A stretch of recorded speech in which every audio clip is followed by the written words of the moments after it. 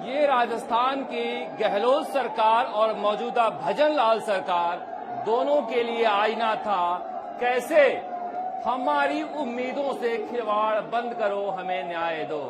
ये भीड़ अगर कुछ कहती है तो समझिए गहलोत सरकार क्यों गई थी।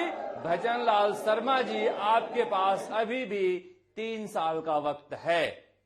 इतिहास बना डालिए, इतिहास बन जाइए, ये आपके ऊपर निर्भर है। आपकी नीयत पर कोई शक नहीं कर रहा है, मगर कदमों को लेकर हमेशा से आपकी विवेचना होती रहेगी। पेपर लीक को लेकर राजस्थान के युवा नौजवान अधीर हो रहे हैं और जांच में अगर देरी होती है तो फिर लोग यही कहेंगे सब मिले हुए हैं। क्योंकि आज जिस तरह से मैं कर्मचारी चयन बोर्ड के दफ्तर में चेयरमैन आलोक राज से बातचीत करने गया, वहां देखा कि एसओजी के अधिकारी भी आए हुए हैं जांच पड़ताल के लिए। जो कुछ खुलासे हो रहे हैं एसओजी में वो कम चौंकाने वाले नहीं हैं। अब देखिए, आईटी हेड संजय माथुर, जैसा कि आलोक राज कह रहे हैं कि उस एजेंसी, जो एजेंसी ओएमआर के स्कैनिंग का ठेका लिए हुए थी, उसके साथ संजय माथुर मिल गया था, इसलिए घोटाला कर पाया। मगर बच्चों का सवाल यही है, क्या 3 में ही कर पाया या फिर बाकी की परीक्षाओं में भी हुआ? उसका जवाब सिर्फ और सिर्फ जांच से सामने आ सकता है, जो कुछ हमने वहां पर सिस्टम को समझा। क्योंकि संजय माथुर, अगर जो 2 एजेंसियां आलोक राज के समय काम कर रही हैं, ओएमआर सीट के स्कैनिंग को लेकर उनसे मिला हुआ है, उनके कर्मचारियों से मिला हुआ है, तो फिर आलोक राज के बूते के बाहर की बात है पता लगाना। अब देखिए, उनकी बात भी सही थी। जब वो आए राजस्थान कर्मचारी चयन बोर्ड में, ये दलदल बन चुका था। यहां पर आधे से ज्यादा चीजों का सिस्टम ही नहीं था। ओएमआर सीट है ही नहीं।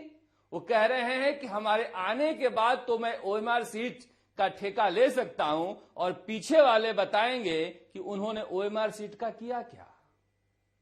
अब बताइए, 5 साल की ओएमआर सीट गायब हो जाए राजस्थान कर्मचारी चयन बोर्ड से, तो ये हैरत वाली बात नहीं है? पता नहीं, मगर जो कुछ मेरे समझ में आया, सिस्टम में झोल है। मैंने उनसे पूछा आलोक राज से कि आप इस पद तक पहुंचे कैसे। उन्होंने कहा, अशोक गहलोत ने मुझे फोन करके बुलाया था। हमने पूछा कि अशोक गहलोत से पहले भी मिल चुके थे आप? उन्होंने कहा, हां, अशोक गहलोत से पहले भी भूतपूर्व सैनिकों के कार्यक्रम में मिला था। चूंकि सेना से हैं, इसलिए मैंने उनसे पूछा नहीं कि क्या कांग्रेस के किसी नेता के जरिए मिला था, क्योंकि पूर्व सैनिक का सम्मान भी जरूरी है। मगर अशोक गहलोत और आलोक राज को ये बता देना चाहिए कि किसके जरिए वो मिले थे, क्योंकि सिस्टम को जानना या समझना बहुत जरूरी है।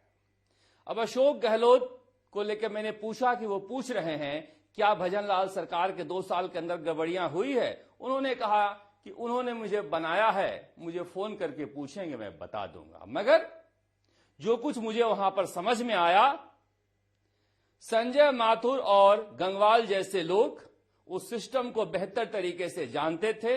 आईटी हेड होने के नाते और प्रोग्रामर होने के नाते इन लोगों ने कोई गड़बड़ी नहीं की होगी, इसकी कोई गारंटी नहीं है। और एसओजी को पूरा शक है, इसलिए एसओजी आज पहुंची थी और एसओजी के अधिकारी एक एक परीक्षा का डिटेल ले रहे थे। चूंकि हम आलोक राज के साथ बैठे थे, उसी वक्त एसओजी के अधिकारी कमरे में प्रवेश किए, इसलिए मैंने देखा उन्हें जांच करते हुए किन किन परीक्षाओं में कितना इन्वॉल्व रहा है, कौन कौन एजेंसियां थी, उन एजेंसियों के जरिए क्या कोई संपर्क रहा है। भजन लाल सरकार ने एसओजी को कहा है पूरे मामले की जांच के लिए। अब देखिए, मैंने बार बार आलोक राज से यही जानने की कोशिश की, जब पिछले साल जनवरी फरवरी 2025 में ही एसओजी ने आपको बता दिया था कि इन 3 परीक्षाओं में गड़बड़ी हुई है, तो आपने जांच क्यों नहीं की? उन्होंने कहा कि मैं एक परीक्षा कराता या जांच करता। ये सारी बातें बचकानी हैं।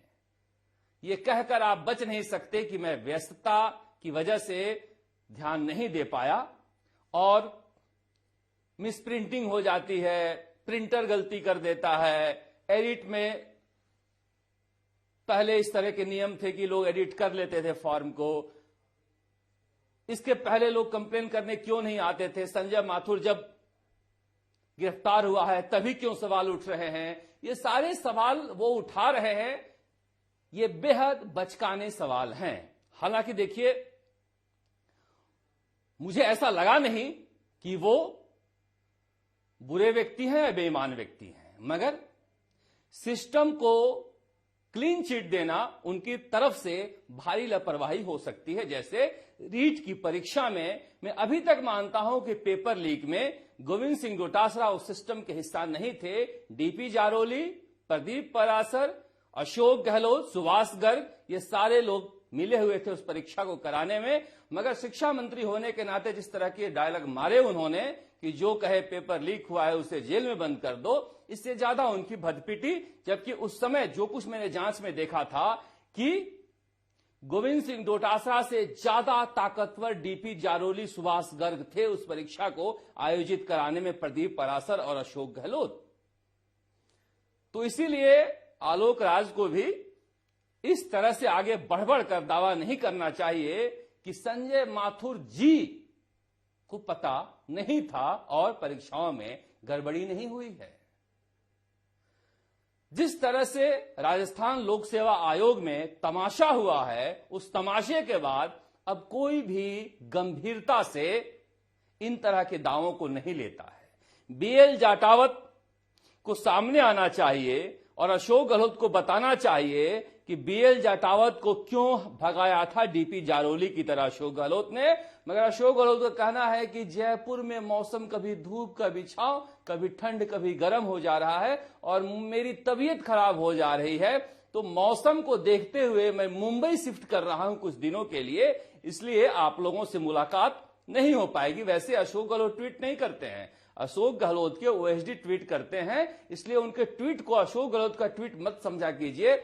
उन्होंने बहुत सारे ट्विटर हैंडल भी हायर कर रखे हैं कुछ पत्रकारों के जरिए, उनको पता भी नहीं होता कि वो क्या लिख रहे हैं, इसलिए उनके एक्स पर लिखी हुई चीजों को गंभीरता से मत लीजिए। वो एसडी लिखा करते हैं, एजेंसियां लिखा करती है, मगर उनसे अब भी ये पूछा जाएगा कि उस समय 2019 में अगर जांच करा लिए होते तो संजय माथुर उसी समय सिस्टम से बाहर हो जाता और आज 2025-26 तक बेरोजगारों का शक नहीं गहरा था। मगर पूछे कौन? ये देख रहे हैं, ये दृश्य डराने वाला है उन तमाम सरकारों को, चाहे अशोक गहलोत की सरकार रही हो या मौजूदा भजनलाल की सरकार हो या पिछली वसुंधरा सरकार हो।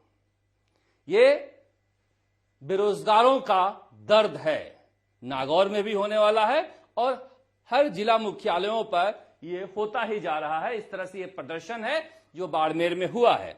हरीश चौधरी के सामने जब लड़के कह रहे थे कि आपकी सरकार में भी यही काम हुआ है जो इस सरकार में ओएमआर को लेकर आ रहा है, तो वहां पर कांग्रेस के नेता नतमस्तक थे। हेमाराम चौधरी ने कहा कि मैं तो उस समय भी अपनी सरकार के खिलाफ पैदल चलना चाहता था आरपीएससी के पुनर्गठन को लेकर, मगर सचिन पायलट ने मना कर दिया था। अब सचिन पायलट होना राजस्थान की राजनीति का सबसे बेचारा होना है। सचिन पायलट कांग्रेस के नेताओं में सबसे पहले बोलते हैं हमला पेपर लीक को लेकर, फिर शिकायत होती है कि दिल्ली में कि ये तो पेपर लीक के मामले को उठा रहा है। ना बोलते हैं तो अशोक गहलोत के लोग कहते हैं सचिन पायलट क्यों नहीं बोल रहे हैं।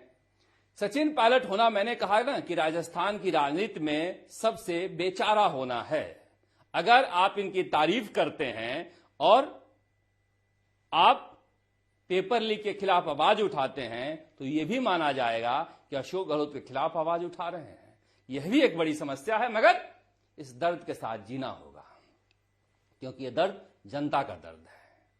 अब देखिए आरपीएससी को लेकर कितनी जांच होगी पता नहीं। भजन लाल शर्मा अभी तक आरएस की जांच, एसआई की जांच जितनी तेजी से हो रही है, अब जेईएन परीक्षा को लेकर जरूर कहा गया है कि बड़ी सफलता मिली है, कुछ लोगों को अरेस्ट किया गया है, जिसका खुलासा कल एसओजी करेगी। जेईएन परीक्षा में जांच आगे बढ़ गई है, कुछ और परीक्षाओं में मुकदमे दर्ज हो गए हैं, जिसका खुलासा एसओजी ने नहीं किया है। एक दो दिनों में, आने वाले दिनों में उन परीक्षाओं में हुए मुकदमे का भी खुलासा किया जाएगा जिनमें कहा जा रहा है कि राजस्थान की जनता को पता नहीं है उन परीक्षाओं में भी पेपर लीक हुआ था। धीरे धीरे हो रहा है। मैंने कहा कि इतने बड़े स्तर पर पिछली सरकार में पेपर लीक हुआ है कि ये जांच आसानी से हो भी नहीं सकती है, और जब अशोक गहलोत सरकार के दौरान हुए परीक्षाओं की ओएमआर सीट ही उपलब्ध नहीं है तो फिर जांच क्या करोगे ओएमआर बदलने की।